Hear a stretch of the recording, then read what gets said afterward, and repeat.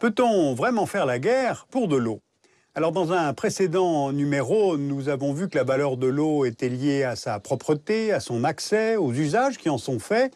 La rareté n'est donc pas seulement quantitative, elle est liée aussi aux répartitions et à la qualité. Eh bien aujourd'hui, nous allons étudier comment se passe l'accès à l'eau dans une région qui en a peu, mais où justement la tension politique est très forte, c'est la région Israël-Palestine. Et là, nous verrons si oui ou non il y a la guerre pour de l'eau. Voici la région dont nous parlons aujourd'hui. Sur cette carte, on peut repérer Israël, la Cisjordanie et la bande de Gaza, les deux territoires palestiniens, au nord le Liban, à l'est la Syrie et la Jordanie, au sud le Sinaï égyptien et l'Arabie saoudite, et entre ces deux pays le golfe d'Aqaba donnant sur la mer Rouge. Ces limites de souveraineté sont importantes à retenir car ce sont les imbrications de ces frontières, de la localisation des ressources en eau et des habitants sur place qui aident à comprendre la complexité de l'accès à l'eau dans cette région. D'abord, si on considère la disponibilité en eau douce par État, exprimée en mètres cubes par personne et par an, on est en situation de confort lorsqu'on dispose de plus de 2500 mètres cubes par personne et par an. Or, pour ces États du Proche-Orient, régions arides et semi-arides, les habitants sont soit en situation de vulnérabilité, soit en situation de stress hydrique, lorsqu'ils disposent de 1000 à 1700 mètres cubes par personne et par an, soit en situation de pénurie avec moins de 1000 mètres cubes par personne et par an. Il faut considérer deux types de ressources en eau ici. Les eaux de surface, c'est-à-dire les lacs et les fleuves, et les eaux souterraines, c'est-à-dire les aquifères. Regardons d'abord les fleuves en commençant par le Jourdain et ses affluents. Voici le mont Hermon qui surplombe le plateau du Golan et de là naissent trois rivières, le Hasbani, le Banias et le Dan, seule rivière parmi les quatre affluents à prendre sa source en Israël. Le Jourdain, une fois formé, traverse la vallée qui porte son nom, puis le lac de Tibériade.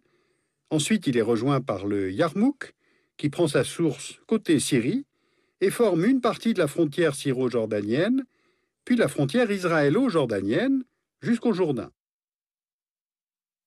Et à cause de nombreux prélèvements, le Jourdain devient ensuite un simple filet d'eau lorsqu'il rejoint son point bas dans la mer Morte, 250 km plus loin. Voilà donc la configuration hydrique régionale. Mais compte tenu de la configuration politique régionale, le Jourdain est une ressource parfaitement transnationale, commune à la Syrie, à Israël, à la Cisjordanie et à la Jordanie. Or, la gestion des eaux a toujours été pour Israël une question de sécurité nationale.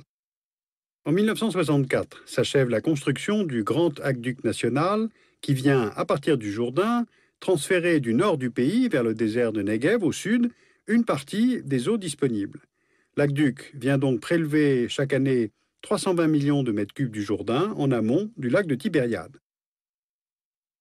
De l'autre côté, Liban, Syrie, Jordanie prévoient eux aussi des canaux de dérivation des affluents du Jourdain. Un premier projet prévoit le détournement du Hasbani et du Banias vers le Yarmouk et la construction d'un barrage à Moukheiba, à la frontière syro-jordanienne. Or, entre 1965 et 1967, plusieurs opérations militaires israéliennes détruisent les chantiers en Syrie et en Jordanie afin de contrer ces projets qui viendraient limiter les capacités hydriques destinées à Israël. Et c'est dans ce contexte régional déjà très tendu autour des questions liées à l'eau qu'a lieu, en juin 67, la guerre des 6 jours. Alors on a souvent parlé de la guerre de 1967 comme de la première guerre de l'eau. Or, les enjeux hydriques nationaux et régionaux n'étaient ni la cause ni les seuls enjeux. Les conflits militaires ont des coûts beaucoup trop élevés pour être menés simplement pour de l'eau, et la guerre des 6 jours répondait à d'autres préoccupations stratégiques.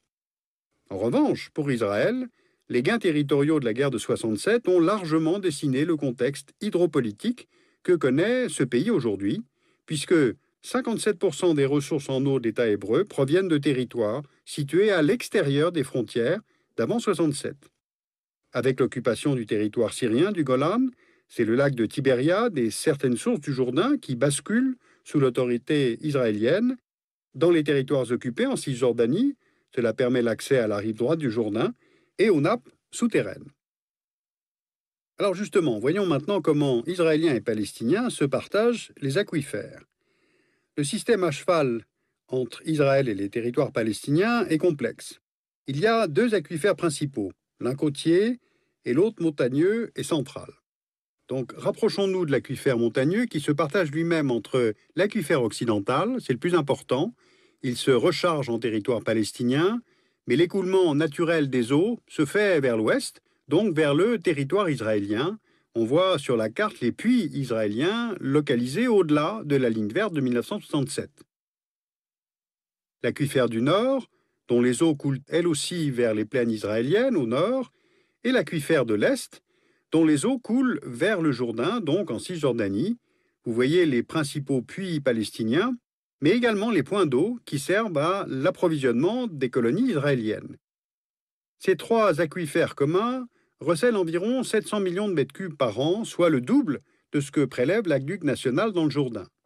Mais ce chiffre est très discuté, en fait, parce qu'il vient des services hydrologiques israéliens.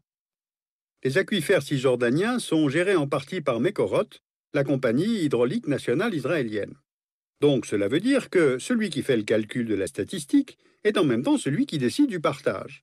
Donc certains estiment que la compagnie nationale israélienne, chargée de la gestion de l'eau, pourrait volontairement fournir des chiffres un peu plus bas que la disponibilité réelle, puisqu'après tout, il revient à l'État d'Israël de décider de la part de l'eau qui sera attribuée aux Palestiniens.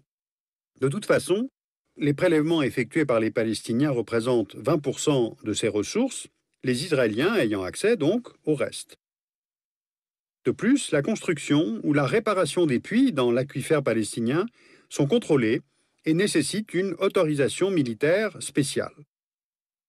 Regardons maintenant côté Gaza.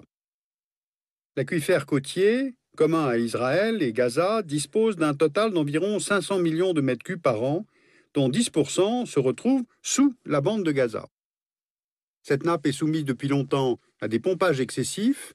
La rivalité politique entre le Hamas et le Fatah rend très difficile la bonne gestion de cette ressource.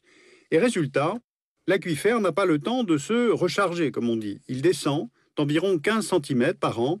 Les eaux sont de mauvaise qualité, de plus en plus salinisées, car la nappe est toute proche de la Méditerranée. Retournons sur un plan large de la région pour comprendre les répartitions. D'après le dernier rapport sur le développement humain des Nations Unies, consacré aux questions de l'eau, la consommation moyenne par an par habitant est de 60 mètres cubes pour les habitants vivant en territoire palestinien, 300 mètres cubes en Israël, 600 mètres cubes par habitant et par an pour la consommation des colons israéliens installés en Cisjordanie, et elle était d'environ 1000 mètres cubes pour les colons qui étaient installés à Gaza avant le retrait unilatéral de 2005. Voilà, on l'a compris, le partage des ressources disponibles est donc très inégal, malgré les négociations des accords d'Oslo de 1993 et 1995, signés entre Israël et les Palestiniens sous l'égide des États-Unis. L'organisme mis en place par les deux parties après Oslo, le Joint Water Committee, fonctionne mal, et les disparités sont importantes également pour les prix de vente de l'eau, comme on peut le voir sur ce graphique des tarifs appliqués en Cisjordanie. Alors évidemment, l'établissement de cette hiérarchie des consommations et des prix se fait en fonction du rapport des forces politiques entre Israéliens et Palestiniens et en fonction du projet économique. En Israël, 57% de ses ressources en eau sont consacrées à un usage agricole, 6% pour l'industrie et 37% pour les usages domestiques. Côté palestinien, la production agricole concentre environ 80% des ressources en eau disponibles. Donc, ne serait-ce que du point de vue de la consommation d'eau pour l'irrigation, Israël n'a pas vraiment intérêt à ce que l'économie palestinienne se relève et se développe, sans même parler d'un éventuel futur État palestinien qui remettrait inévitablement en question le partage des ressources hydriques gérées et exploitées actuellement par Israël. Autre élément qui accroît le clivage entre Israël et Palestine autour de l'eau, c'est le différentiel technologique. Un programme de construction d'usines de dessalement sur la côte méditerranéenne a été lancé en 2000. Aux usines existantes de Ashkelon et Palmachim s'est ajoutée en 2010 celle de Hadera. Hadera, c'est la plus grande usine de dessalement du monde. Elle fonctionne avec la technologie dite d'osmose inversée, qui est plus complexe technologiquement, plus chère à l'investissement, mais moins consommatrice d'énergie. Et puis, il y a le projet de Canal de la Paix, dont l'étude a été lancée il y a quelques années et qui cherche à réagir au constat suivant. La mer Morte, on le voit ici, a perdu 30% de sa superficie depuis 1960 et l'on prévoit sa quasi-disparition d'ici 2050. L'apport des fleuves de l'amont convergeant vers la mer Morte était à l'origine de 1350 millions de mètres cubes par an. Or, avec les prélèvements israéliens sur le Jourdain et syriens et jordaniens sur le Yarmouk, aujourd'hui, l'apport n'est plus que d'environ 300 millions de mètres cubes. Eh bien, le canal capterait l'eau de la mer Rouge, il serait long d'à peu près 180 km, et il irait reverser cette eau dans la mer Morte, après utilisation dans l'irrigation et des usines hydroélectriques, les bénéficiaires étant, s'ils parviennent à s'entendre, Israël, les territoires palestiniens et la Jordanie. Voilà, j'ai voulu vous montrer tout à la fois la gravité de la situation et les tensions qu'elle engendre. Et en même temps, on voit bien que l'eau apparaît comme un révélateur de ces tensions, plus qu'un facteur de guerre en soi. En tout cas, dans ce Proche-Orient, chacune des parties liées au conflit sait bien que les questions hydriques sont tout à fait centrales pour le règlement du conflit israélo-palestinien. Et une fois encore, Israël peut peut-être proposer de passer de la tension à la coopération, du moins dans ce secteur-là, d'une part en augmentant les capacités de dessalement, quitte ensuite à vendre de l'eau, et deuxièmement en favorisant le projet de canal partant de la mer Rouge pour aller jusqu'à la mer Morte.